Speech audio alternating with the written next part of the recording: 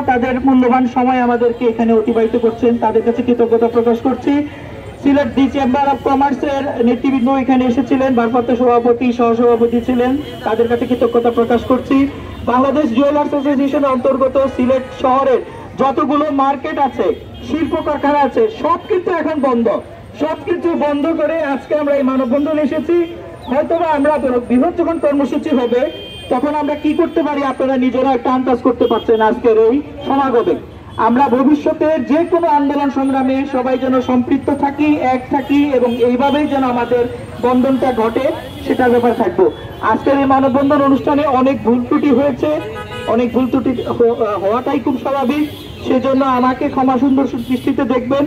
Plus আমরা যে আয়োজন করেছে বাংলাদেশ জুয়েলার্স অ্যাসোসিয়েশন সিলেট জেলা শাখা, তাদের যদি কোনো ভুল ত্রুটি হয়ে থাকে তাদেরকে ক্ষমা সুন্দর দৃষ্টিতে দেখবেন এবং আমাদের এই আয়োজনটিকে সফল করার জন্য আবারও কৃতজ্ঞতা প্রকাশ করছি এবং ভবিষ্যতে আমাদের যে কোনো আন্দোলন সংগ্রামে যেন আপনাদেরকে আমরা সহযোগিতা পাই, পাশে পাই, তার আহ্বান জানিয়ে আমি সর্বশেষ বক্তব্য আমাদের বাংলাদেশ জুয়েলার্স অ্যাসোসিয়েশন সিলেট জেলা শাখার সভাপতি মাহবুবুর রহমান সওদাগর সাহেব, উনি তার মূল্যবান বক্তব্য দিবেন এবং উনার কর্মসূচি ঘোষণা করবেন এবং এই বক্তব্যের মাধ্যমে আজকের মানববন্ধনটি সমাপ্ত ঘোষণা করা হবে। ধন্যবাদ সবাইকে। বিসমিল্লাহির রহমানির রহিম।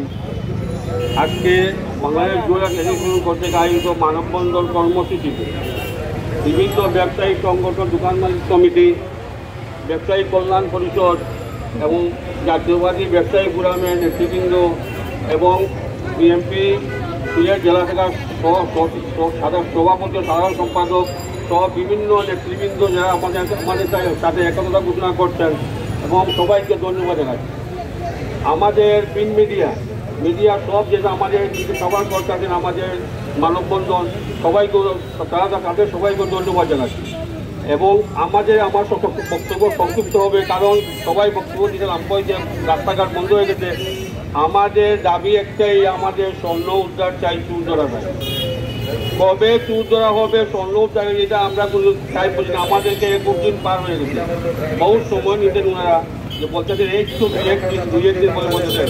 তাই আমি আমাদের সব নেতৃবৃন্দকে ধন্যবাদ জানিয়ে আমাদের রিপন যে মহাজন সমিতি যে সভাপতি রিপন যে কর্মসূচি ঘোষণা করছে তার সাথে আমরা একতা ঘোষণা করছি। তাদেরকে সবাইকে নিয়ে আমরা আলোচনার মাধ্যমে ঘোষণা করবো কি আন্দোলন করা যায়। দরকার লাগে সিলেটের বৃহত্তর সিলেটের সব দোকান বন্ধ হবে, রাস্তাঘাট বন্ধ হবে এবং যা কিছু দরকার আমরা করবো। তবে আমরা ট্যুর চাই, দেখতে চাই ট্যুরটাকে, আমাদের মাল উদ্ধার চাই। এখানে বহু নেতৃবৃন্দ আছে, যেমন ব্যবসায়ী ফোরাম, জাতীয়বাদী ব্যবসায়ী নেতৃবৃন্দ, আমরা সেক্রেটারি আছেন, সবাইকে বক্তব্য দেওয়ার সুযোগ না করার জন্য করে দেওয়া যেতে পারি নাই আমরা। তাই সবার কাছে ক্ষমা যাচ্ছি যে আপনারা কেউ আমাদের উপরে রাগ করবেন না এবং আপনারা সবাই আমাদের সমাধিকতা দেবেন এবং ভবিষ্যতে আগামী আন্দোলনে সবাই আমার সাথে থাকার জন্য বিশেষভাবে অনুরোধ করছি। এই বলে আমি আমার বক্তব্য শেষ করছি। খুদা হাফেজ এবং আমাদের মানববন্ধন এখানে শেষ।